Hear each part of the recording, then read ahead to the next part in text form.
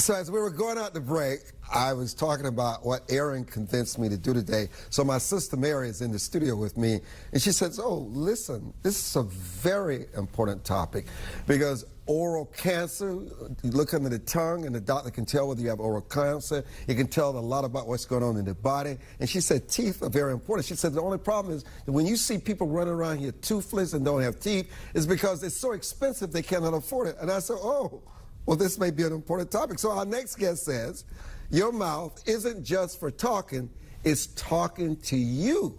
Dr. Cameron Haas, a leading pediatric dentist and author of If Your Mouth Could Talk, believes the mouth is the gateway to your entire body, from early signs of heart disease to stress, showing up as chipped teeth in kids.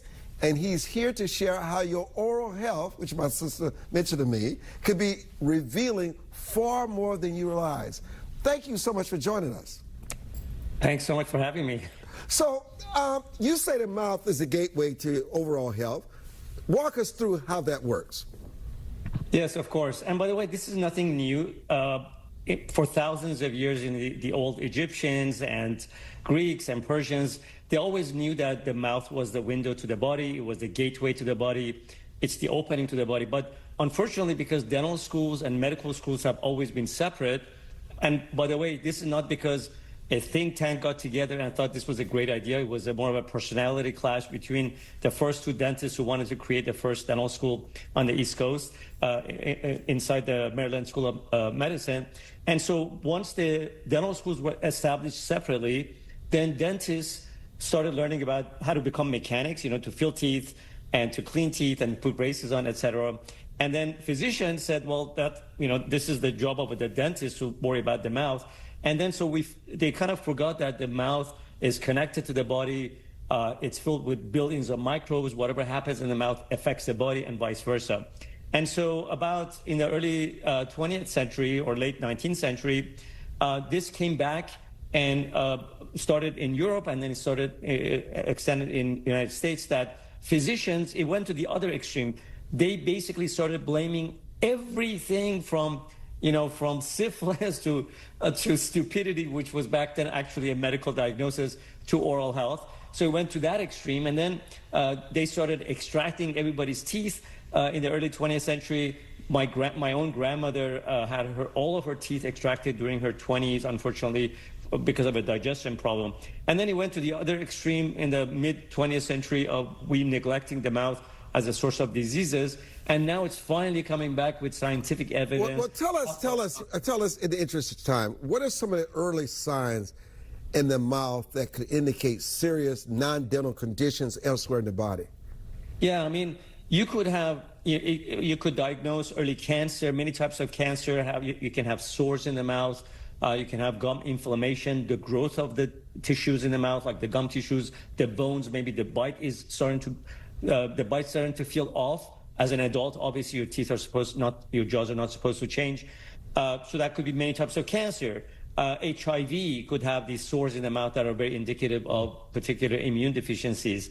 You could have, everything from, bulimia, many eating disorders, diabetes, because people with diabetes can have easier way of getting infections, and the mouth is a big source of infection because it's filled with tens of billions of microbes. So there's just so many oral diseases that they have oral manifestations. Many medications can have oral manifestations, and also it's the other way around. We can look in the mouth. You've probably seen in movies, even in the old movies, when they would want to know if somebody's healthy, the first thing they would look at in their mouth, and if their mouth was healthy, at least there was a high risk chance so that they were healthy. let me have you address this. I know you heard this story about the man who almost died several times after having a tooth removed, and he's calling for a change to medical guidance. What do you say to that? Yeah, in fact, a few years ago, unfortunately, a child died of a simple tooth infection that would have cost $80 to fix it, and it was left untreated. It created a much more massive infection. It finally got into the brain, and by the time they had to do surgery on him, they couldn't survive. The cost of surgery was $250,000, but that aside, that child unfortunately died. So because the mouth is so near our airways, around our brain, so I want everybody to think of the mouth more than just teeth. It's really the airway is part of the mouth. You know, the nasal bones are part of the mouth, the tongue, how we swallow, taste, talking. So that's why the title of my book is If Your Mouth Could Talk, because if it could talk to you, it would tell you your mouth is more than just shiny teeth, and we really need to take care of it as a cohesive and a comprehensive solution to our medical care. You know, as kids return to school, what should families prioritize when it comes to oral care routines, and what role does stress play in damaging oral health, if it does, and also how it is showing up in young patients? Yeah, well, let me address the stress part because it's related to the previous discussion. So stress, it's probably the number one killer, right? Because it causes all these other things in our lives. But a sign of it in the mouth is when we stress. Some of us take it out on our heads. We get headaches. Sometimes we get a stomachache. But in the mouth, we start grinding our teeth, and it starts wearing our teeth. We start cracking our teeth. We start damaging our teeth. So that's one of the signs. As to your question regarding kids, yes, one of the things that I'm an orthodontist. My wife is a pediatric dentist, and sometimes when parents say, "Oh, Dr. Haas, isn't that just a baby tooth?" I always have to educate the parents that to that child, a baby tooth is just as critical as our permanent teeth are to adults. But oral dental problems in kids have significant impact on their airway, on their sleep, on their confidence when they go to school. Kids with dental problems are 3 times more likely to miss school and 4 times more likely to get below average GPA.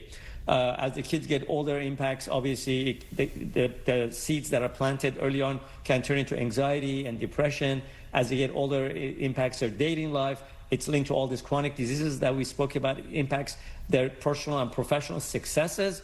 And then it impacts longevity because of all those things. So as a parent, it's really critical that we take care of our kids' oral health at home every single day with the right oral care products that are safe and effective. So we need to educate ourselves and also take them to the dentist routinely so they can diagnose things as they arise. Tell us about the super mouth system, and how does it differ from traditional oral care products?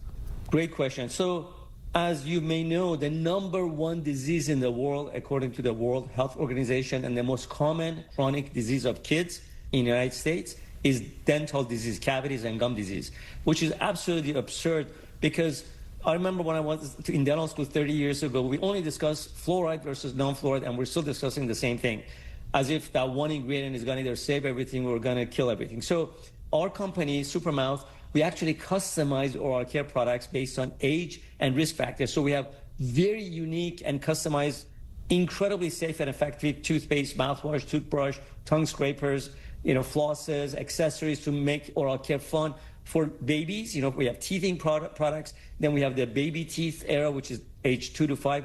And then when they're going to the transition, which we call mixed dentition between 6 to 12. And then, of course, teens and adults, we have unique products for orthodontics, unique products for pregnancy. So what's different about Supermouth is that we customize oral care products for unique stages of development that are truly safe and effective. It's interesting because, I have, ever since, and I think it has to do with our parents, I've always gone to the dentist. I've only had one cavity. Wow. And I've never had any of my teeth removed.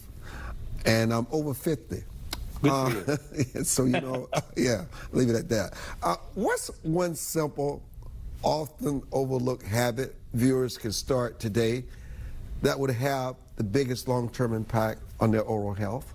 Yeah, I think the biggest advice I can give to the public is stop arguing over fluoride is one ingredient. Just like we learn about, it's like non-fluoride. If I go to a restaurant and say, I want a non-chicken with a side of non-broccoli, I think that would be, my waiter would be a little confused. So we need to just, as adults, as parents, just like we learn what the nutrients are in various foods, we also need to learn about various oral care products or trust at least one brand that gives you all the education and the content and oral care products that are truly safe and truly effective for various ages and stages and risk factors. Are enough people going to their dentist? No, as you may know, after public speaking, going to the dentist is the second biggest fear. And I can understand because in the old days, nobody likes to get an injection in their mouth, getting a tooth drilled on or pulled, worst case scenario. But you should talk about it. One of the reasons I do go to the dentist periodically, and I think people should understand this, you need to, I don't care how much you think you're brushing and cleaning your teeth and you're using the little things that extract all the stuff out of it, you need to go to your dental on a regular basis to have your teeth cleaned and have your mouth examined. That's important. 100%. And it's not just for filling cavities and cleaning your teeth. Of course, like we discussed earlier, is because dentists, hygienists, we're trained to see a lot more about your life, about your overall health, and of course about your oral health. And so we're healthcare professionals. We want to prevent disease, not just to fill cavities when you do have a cavity.